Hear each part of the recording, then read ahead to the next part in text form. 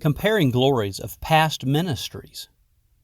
But many who had seen the former temple wept aloud when they saw the foundation of this temple being laid, while many others shouted for joy. Ezra 3:12. The glory of this present house will be greater than the glory of the former house, says the Lord Almighty. Haggai 2:9. My daughter took her first ministry position as a worship leader at a church where a well-known Bible teacher once pastored.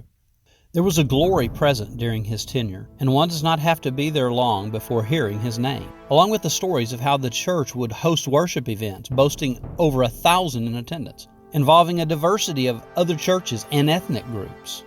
They would also have a night of worship every weekend and would sometimes, under the Spirit's direction, go into the wee hours of the morning. Glorious! However, things are different now. The famous minister moved on years ago, but more recently the church has weathered through the cumulative effects of a sanctuary destroyed by a freak windstorm, the resignation of its previous worship leader, and not to mention a global pandemic, all leaving in its wake a congregation that seems a shell of what it once was. A church once containing a glorious worship ministry that drew multitudes found itself small in number, with neither a skilled musician nor a worship facility. One might expect to encounter a discouraged and defeated people, but instead there's a sense of hope, purpose, and renewed vision. They have a young worship leader in my daughter. There's also a new building in the works.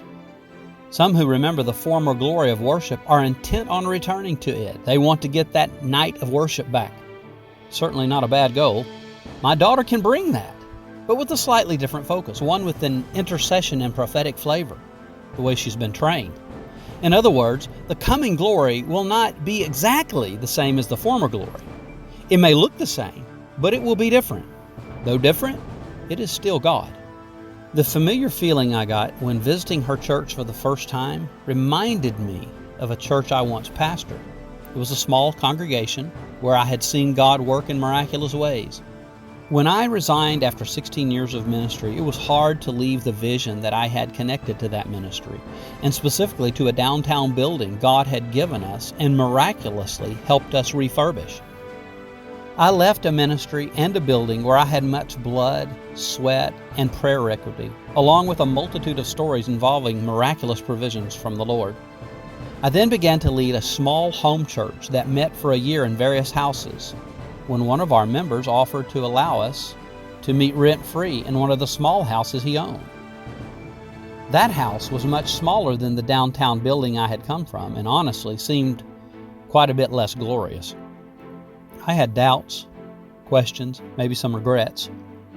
Yet here I was, wanting to be in God's will and follow His plan, seeking a renewed sense of hope and vision. It was the same, but different.